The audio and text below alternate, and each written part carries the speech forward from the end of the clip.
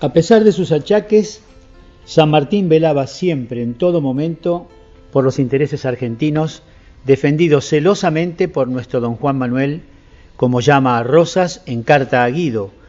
Tomó participación importante en pro de la paz con Francia cuando se discutía la cuestión del Plata en el Parlamento francés. En esa oportunidad, dice Ibarguren, nuestro libertador envió al ministro de Obras Públicas de Francia, Monsieur Binot, un oficio fechado el 23 de diciembre de 1849, en el que le manifestaba que este asunto era más grave de lo que puede suponerse para Francia, pues la Confederación Argentina opondrá resistencias defensivas y tales dificultades a la acción de Francia que los resultados no compensarían los sacrificios que esta nación tuviera que sufrir, y concluía: no hay duda, lo repito, de las dificultades y de los gastos inmensos si se empeña Francia en esta lucha en la que la previsión humana no podrá calcular su duración. La voz venerable del prócer argentino impresionó vivamente al gobierno francés. El 31 de agosto de 1850, pocos días después de la muerte de San Martín, se firmó en Buenos Aires el tratado Arana-Lepredur, idéntico al suscripto meses antes con Inglaterra, el que, como este último, fue un magnífico triunfo diplomático argentino. Tales fueron los últimos esfuerzos con que San Martín contribuyó en favor de la patria, su última batalla ganada. En el invierno del año 1850, las fuerzas físicas de San Martín se debilitaban a pesar de los cuidados de su hija y de su yerno, el doctor Mariano Balcarce, que desde Boulogne-sur-Mer le escribe a su amigo Félix Frías, residente entonces en París: cumplo con mi promesa de darle noticias de mi querido señor padre, y siento decirle que sigue, poco más o menos, en el mismo estado que cuando vine de esa, y tan sumamente débil que la última vez que salió a dar un paseo en coche, hace 6 días, fue preciso bajarlo cargado entre 2 hombres.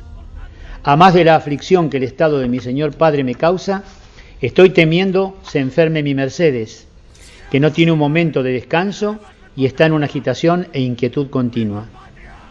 San Martín, no obstante su decaimiento físico, conservaba una admirable lucidez mental.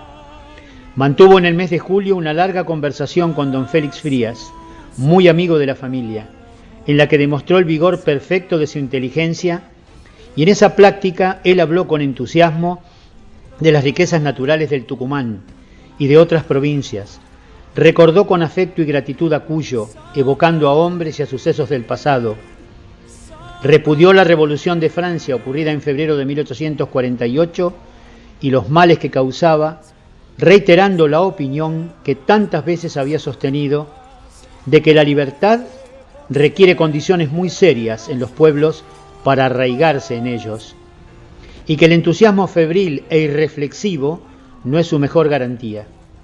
Su lenguaje, anota su interlocutor el señor Frías, era el de un tono firme y militar, cual el de un hombre de convicciones meditadas. Nuestro libertador tenía la seguridad de que se le aproximaba rápidamente la muerte, cuando en uno de los ataques de insoportable dolor que lo torturaba, sintió cercana su hora final, le dijo a su hija: es la tempestad que me conduce al puerto. Pero el ansiado descanso tardaba en llegar, y no cesaban de atormentarle los sufrimientos, sobre todo en las noches que no se calmaban ni con excesivas dosis de opio. El sábado 17 de agosto de 1850, el general amaneció mejorado, sereno y con sus fuerzas más animadas. Pidió pasar a la habitación de su hija, quien le leyó los diarios, tomó algún alimento e hizo poner rapé en una pequeña caja para convidar a su médico, que llegaría de un momento a otro. Mercedes no se retiraba ni un instante de su lado. Después de las 2 de la tarde, fue acometido de agudísimos dolores al estómago. El médico, doctor Jardón, creyó que el ataque mejoraría, y en efecto, el mal pareció atenuarse. Entonces él pidió descansar en el lecho de su hija, donde se acostó. De imprevisto, hizo un movimiento convulsivo, indicando con palabras entrecortadas a su yerno, Balcarce, que alejase de allí a Mercedes, y expiró súbitamente, sin agonía. Así José de San Martín